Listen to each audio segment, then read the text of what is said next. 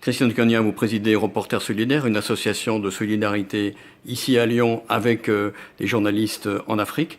Où est-ce qu'on en est aujourd'hui au niveau des formations que vous développez sur le terrain africain? Je crois principalement Mali, Burkina, Guinée. Oui, c'est ça. Ce sont les trois pays dans lesquels nous avons des actions, nous menons des actions, toujours en partenariat avec des associations de journalistes locales, hein, bien sûr.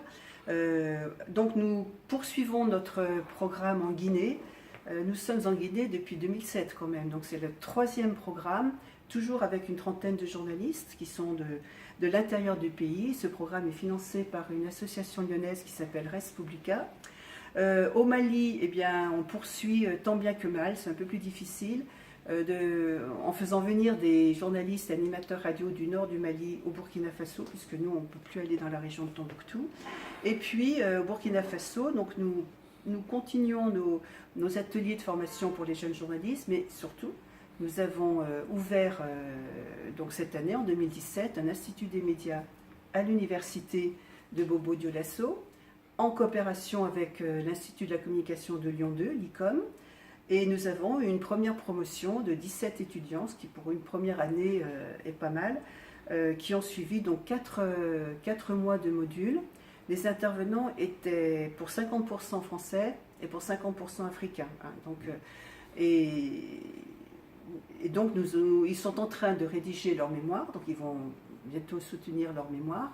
Et voilà, nous avons lancé l'appel à candidature pour la 2e promotion qui devrait démarrer au mois de février. Puis alors, il y a aussi les journalistes africains qui viennent parfaire des masters ici à l'université Lyon 2. Voilà, en total, nous avons, il y a eu donc 9 journalistes africains, 5 Guinéens et 4 Burkinabés qui sont venus donc suivre un master en journalisme à l'ICOM, à Lyon 2, et qui maintenant sont titulaires de ce master et donc deviennent formateurs à leur tour. Ce qui fait que nos formations, surtout d'ailleurs au Burkina Faso, sont organisées complètement avec les formateurs africains. Donc en suivant un petit peu ce travail qui a plus d'une dizaine d'années, est-ce que vous voyez, vous, des choses évoluer justement sur la formation des journalistes grâce à Reporters Solidaires notamment? Alors nous, on est une goutte d'eau, hein, même si le réseau, j'ai calculé quand même qu'on avait touché en 10 ans plus de 300 journalistes en activité par nos formations, donc soit en atelier, soit en immersion dans les rédactions, parce qu'on a fait aussi beaucoup de formations en immersion dans les rédactions. Et donc, évidemment, on revient toujours sur la déontologie, sur l'éthique, les lois sur la presse, la déontologie.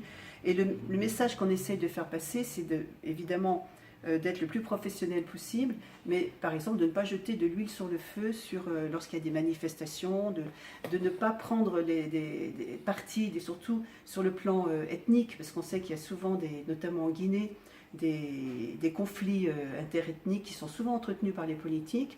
Donc moi je me rends compte que ça porte ses fruits. Vraiment, c'est les journalistes que nous avons accompagnés, si vous voulez, sont tout à fait conscients de leurs responsabilités. Et donc, il y a un grand pas en avant dans la responsabilisation des journalistes. Mais, je le répète, nous sommes une goutte d'eau. Enfin, il y a d'autres formations, bien sûr. Mais ce que fait Reporters Solidaires, c'est vraiment minuscule. Pour conclure, vous avez des projets? Alors, pour conclure, notre projet principal, c'est de poursuivre quand même l'Institut des médias à Bobo Dioulasso, peut-être en étoffant l'offre de formation.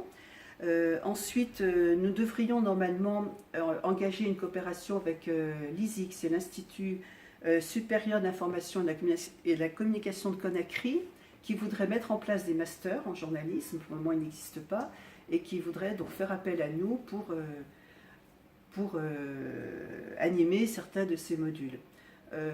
J'aimerais beaucoup poursuivre notre projet en faveur du Nord Mali, parce que c'est une région qui est difficile. Hein. Vous savez que la sécurité n'est pas du tout assurée, qu'il y a encore beaucoup de difficultés pour les journalistes et animateurs radio de faire leur travail.